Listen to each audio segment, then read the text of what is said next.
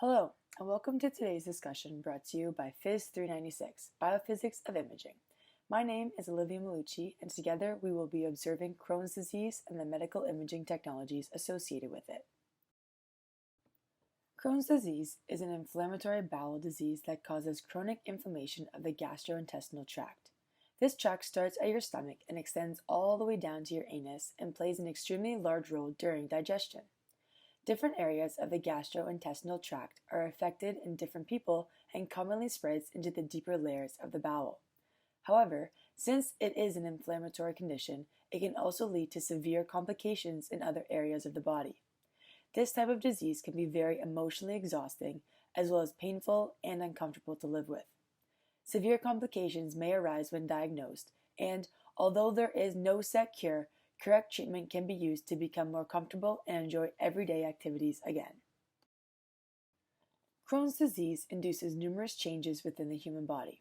For morphological changes on a global level, the most common area that this disease is active in is the lower part of the small intestine, otherwise known as the ileum. Swelling and overall thickening of the intestines is prevalent, creating scar tissue that has the ability to narrow or block the bowel entirely. On a cellular level, there is an increase in plasma cells, lymphocytes, macrophages, mast cells, and extreme inflammation of tissue structures within the deeper layers of the bowel. Crohn's disease is defined as an autoimmune disease where the body attacks its own tissues, usually in the intestines, which ultimately leads to the inflammation. Studies have shown that long-term inflammation due to this disease creates higher likeliness of clogged arteries. It occurs due to the substances created in the body from the inflammation, filling the inner walls of the arteries with plaque, which are fatty deposits that have the ability to block blood flow if it grows large enough or breaks off into the bloodstream. People with Crohn's disease have abnormally high erythrocyte sedimentation rates, homocysteine, and high sensitivity C-reactive levels. Your digestive system is a necessary component of living a healthy lifestyle, and Crohn's disease aggravates specific elements within the system.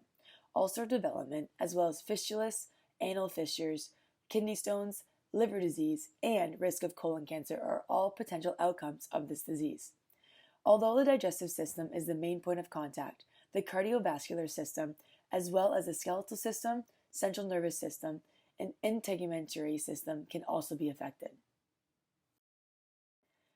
As previously discussed, Crohn's disease is an autoimmune disease. The cells of an immune system within the human body are very dynamic and are constantly adapting to changes within their environment. Fatty acids and cholesterol can regulate the inflammatory responses that cells within the immune system receives. This has a direct impact on inflammation within the digestive system. Studies have shown that inflammatory bowel diseases, such as Crohn's disease, have a strong association with major defects in the metabolism of lipids. This is often accompanied by microbial dysbiosis, which is an imbalance in the gut microbiome community associated with this disease, as well as changes in the metabolic byproducts. Crohn's disease has become more and more popular around the world, with approximately 2 million individuals in North America and 3.2 million individuals in Europe being affected by this disorder, as well as millions of others worldwide. It is most commonly diagnosed in adolescents and adults between the ages of 20 and 30, but can ultimately appear at any age of a person's life. There are several factors that play a role in its development. However, the exact cause of Crohn's disease remains unknown. Genetics is a large element amongst diagnoses, as it is more common in people who have family members with the autoimmune disease. 1 in 5 people who have this disease also have a family member with the disease. Other elements may include cigarette smoking and non-steroidal anti-inflammatory medications, such as ibuprofen, that can heighten the intensity of the disease. When discussing Crohn's disease, involvement can include any part of the large or small intestine. Multiple segments of the gastrointestinal tract may be involved. However, the colon is the most common area of activity. The symptoms regarding this disease can range from mild to severe, as well as them coming on gradually or immediately all at once. There are also many cases of people who have been diagnosed with this disease going into remission, which is periods of time where they have absolutely no symptoms at all. When the disease is in its most active state, The symptoms typically included are diarrhea, fever, fatigue, abdominal pain or cramping, and reduced appetite. More severe symptoms can involve interaction outside of the gastrointestinal tract, such as inflammation of the skin, kidney stones, and iron deficiency. When looking at Crohn's disease on its own, it has no severe fatality rate attached to it. However, life-threatening complications may arise if the disease is not treated properly and the location of the disease is severe.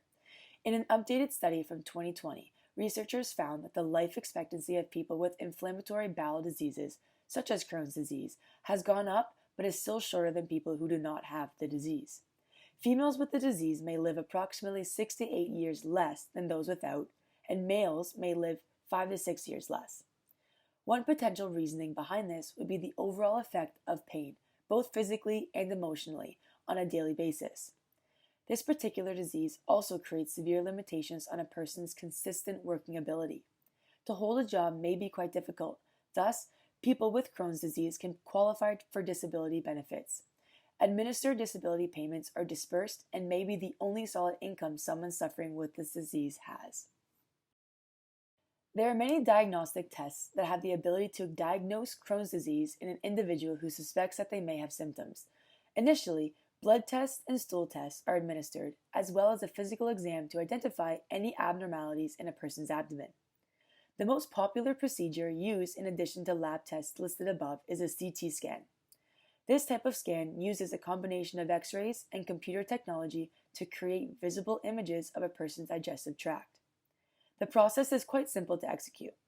The patient will simply drink a solution given by a healthcare professional, as well as receive an injection of a specific dye called contrast medium. This injectable will make the structures within the body easier to identify during the diagnosis procedure. The patient will then lie on the CT scanner couch, and scans are administered to identify the disease as well as its corresponding complications.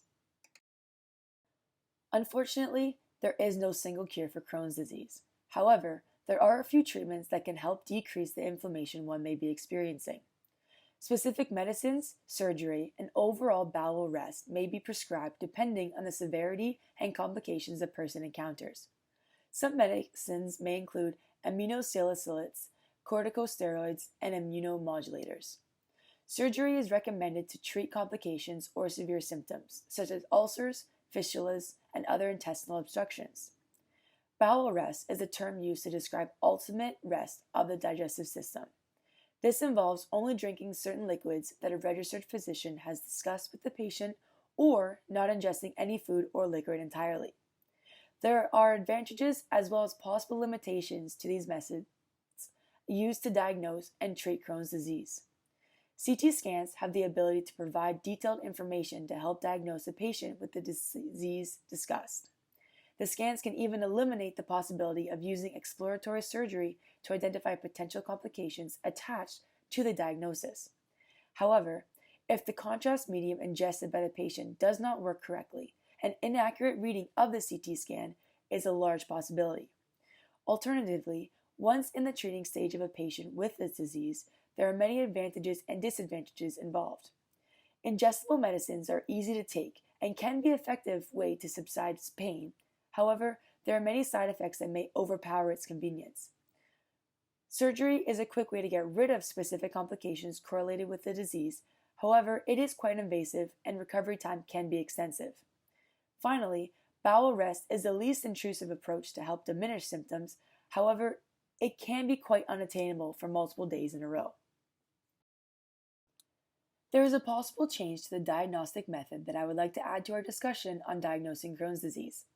If we focus on the CT scan as the preliminary diagnostic method for this disease, it could be known that this type of medical imaging emits a large amount of radiation.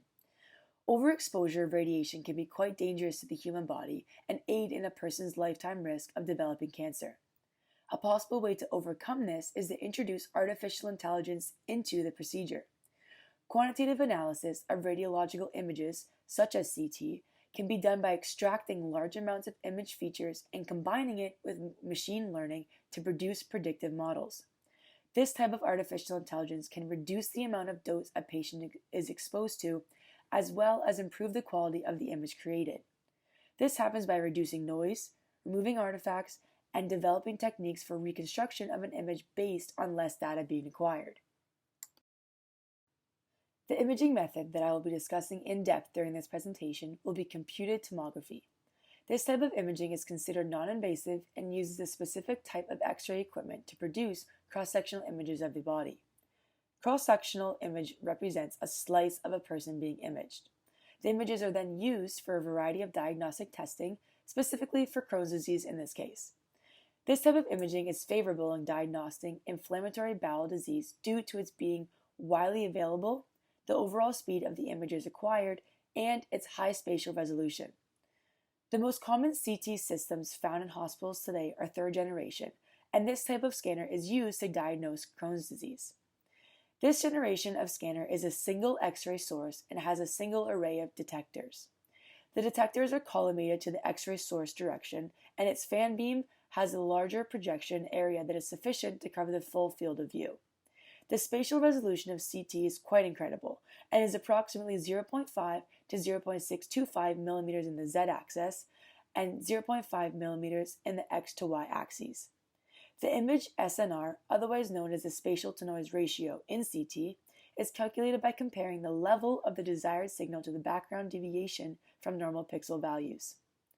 This value is due to a number of factors, such as the size of the patient, with a larger patient resulting in a lower SNR and vice versa, as well as the size of the cross-sectional image received, where the larger the slice, the larger the SNR. The image SNR for a person with Crohn's disease is approximately 40. In order to create image contrast, a special solution is given to the patient, as well as an injectable of contrast medium in order to identify the structures within the body easier. The imaging procedure used for this disease is 3D scanning. A conventional CT scan of a patient with a contrast medium injection has specific protocols that must be followed. The contrast medium is consumed approximately 45 to 60 minutes before the exam, following a 4 to 6 hour fasting period. According to the American College of Radiology, the image acquisition settings used for clinical imaging of Crohn's disease with a CT scanner include a detector configuration of 64 by 0.625 millimeters, a gantry rotation time of 0.5 seconds, and a volume CT dose index of approximately 10 to 11 milligray for the enteric and delayed phases. On this slide, we will be viewing typical clinical images of Crohn's disease. In both Figure A and Figure B, the arrows are pointing to an actively inflamed small bowel due to this disease in the right side of the abdomen. The contrast medium that the patient ingested prior to the CT scan can be seen and shows moderate small bowel wall thickening. As you can see, the pathway within the bowel is extremely narrow and proves how dangerous this disease can be without proper treatment or if left completely untreated. Studies have shown that MRI, otherwise known as magnetic resonance imaging, can be used as an acceptable test to use for the diagnosis of Crohn's disease. This type of medical imaging still requires an oral contrast medium and has proven to be sensitive for detecting certain aspects of the disease, specifically small bowel inflammation. Although CT scans are still the most effective way to diagnose Crohn's disease, let's compare and contrast these two medical imaging technologies. In terms of spatial resolution, MRI has a lower resolution than CT. Although there are some MRI machines in the imaging field that can create a higher resolution, but they're too expensive to be implemented in many hospitals currently. MRI has a higher contrast than CT, especially in soft tissue. When comparing image SNR between these two technologies, they have very similar quantities. However, they are very dependent on different factors. The complexity of the imaging procedure between MRI and CT are fairly complementary. CT scans are faster, however, MRIs are more detailed in the images they produce. MRI machines cost almost double the amount of CT scanners to buy and implement in a clinical setting. The size of the machines are quite comparable. One large difference between them is that the patients are exposed to radiation when undergoing a CT scan, while there is no exposure during an MRI scan. In conclusion, CT scans are a fast and effective way to diagnose a person with Crohn's disease, and with the help of contrast mediums, a strong visualization of structures can be made. In the future, I believe that the imaging procedure can be improved by utilizing artificial intelligence in order to reduce the amount of radiation exposure on patients, as well as implementing a stronger contrast medium to provide even more contrast between tissues within the abdomen. Thank you for listening.